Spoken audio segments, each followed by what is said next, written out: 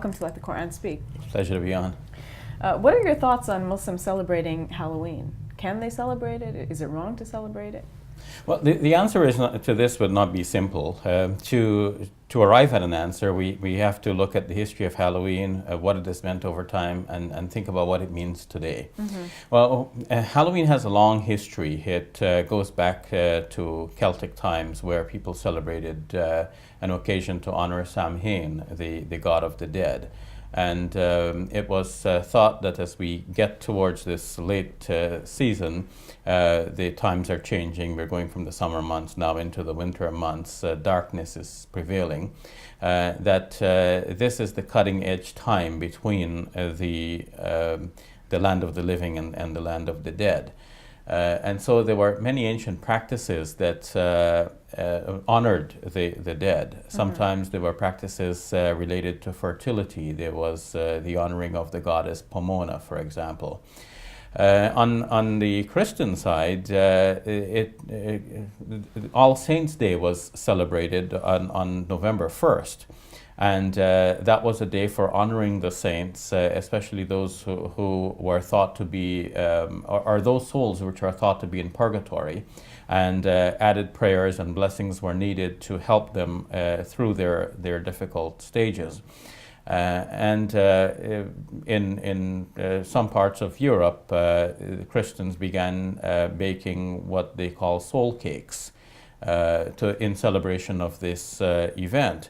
Pope Gregory IV in the year 837 declared this to be an official Christian holiday, and by the 12th century it became a standard practice in many parts of Europe. So how does it relate to the trick-or-treating that kids do today? Well, if November 1st is All Souls' Day, the night before is referred to as the evening of the All Souls' Day, and another way of saying that is to say All Hallows' Eve, or Halloween, in short. So that's how the name is said to have come about. The trick-or-treating was, according to one opinion, and there are many historical opinions about this, but one opinion is that the belief that souls in purgatory were in some kind of a waiting stage. Sometimes it is thought that they were in a sort of a waiting stage in this world until All Hallows' Eve. And on All Hallows' Eve, they would have the final opportunity to take revenge on anyone who had done them some wrong, or whatever, for whatever reason. This is their final chance to hit back at people that they know. And one reason for wearing the masks and for disguising oneself is to protect oneself against such attacks, because it was thought that by disguising, one would not be recognized by these spirits who are trying to harm them. Mm-hmm. So I guess some people say that because Halloween has pagan origins, we shouldn't necessarily practice that holiday. What are your thoughts on that? Well, yes, this is a common objection, and this might be seen in some Christian circles and also from some Muslims, especially when we think of the pagan practices. Like, for example, you asked me about the mask, and I gave an interpretation that has some thing to do with some Christian influence. Another interpretation says that the dead spirits used to harm children at this time, and or at least it was believed so. And so, in order to protect the children and make the children look like one of the dead spirits, this would have been a way to save them from harm. So with all of these things in mind, many people who are deeply into religion will feel, well, these are pagan things and we cannot have anything to do with them. Mm-hmm. Especially since in modern times, or we should say even up to our modern times, one can still find groups using this occasion to remember these pagan practices. You may have some cultures, some organizations that light bonfires specifically for the purpose of honoring the ancient practice. But for most people, Halloween now has been reduced to just a fun event for kids and a party time for adults. And in that case, it is more a cultural practice than a religious practice or even a pagan practice. So could it be considered acceptable then for a Muslim to practice the cultural aspects of Halloween?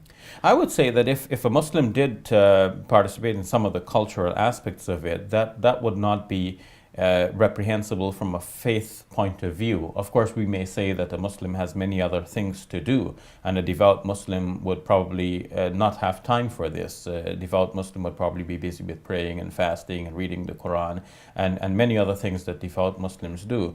But we would not, because of this, make a general rule and say that no Muslim can have anything to do with Halloween, shunning even those cultural practices which can be seen as harmless from the point of view of religion.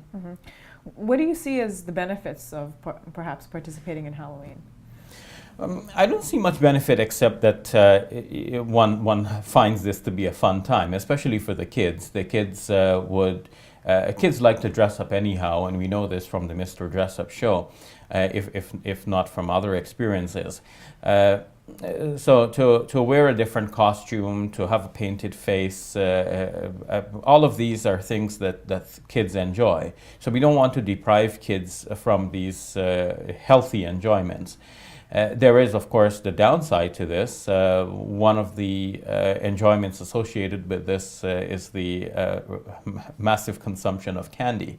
And we are becoming more conscious of our health in general, of the health of kids in more particularly, and also the health of the teeth and so on. So there is a question about that. There is a question about the trick-or-treating and how that fits within an Islamic framework, because in Islam we're taught to give much more than we receive, and the upper hand is better than the lower hand, and we do not ask for anything unless we are really pressed by circumstances. And so to go about door to door asking for candies in a way, whether indirectly or through custom or how, this seems to be contrary to the Islamic spirit. Moreover, there is associated with this trick-or-treating, at least at the roots of it, there is I don't want to use the term extortion, that would be like overplaying it, but this will give the idea. You see, Because there's the trick part, right? Yes, in the Middle Ages, trick-or-treating really meant that if you don't give me a treat, I'll pull a trick on you. And the trick could be that, they could egg your door or something like this. And that still happens today. Does it? So in that case, this raises the question even further, because it means that there is a threat here. You either give me this or that, and that seems to be objectionable from the faith point of view. In terms of spending money, we are also taught in the Islamic faith to be frugal in our spending, not to be stingy and mean, but or miserly, but to be balanced in life. And commercial interests are using one occasion after another to get us to buy things. It's either, buy something at Valentine's or Halloween or Christmas, or the occasions are just used for this, and love might be celebrated, or fun, or trick-or-treating, whatever might be used as the prop. The objective is really to sell products, and now we see the Halloween costumes, whether it be a Spider-Man outfit or something like this, they sell for upwards of $30. So if you have two kids, it's like $60. Three is close to $100. So if you and these costumes are only good for a year, because next year your kid will grow out of this and need a new costume. And of course there will be new, different designs being promoted at the time. So we need to think about the massive expenditure that we go through to celebrate these holidays, which really mean nothing for us nowadays. It's not a religious holiday that anyone has to religiously observe, and it's not something that is so embedded in our present culture that we must really have it. And yet it involves such expenditures. The money spent on these occasions could be saved and used for much better purposes, or given to poor people in various parts of the world. All right, thank you for that. Very well put. You're welcome. We'll take a break. When we return, we will look at a story about the Taliban shooting a 14-year-old girl in Pakistan.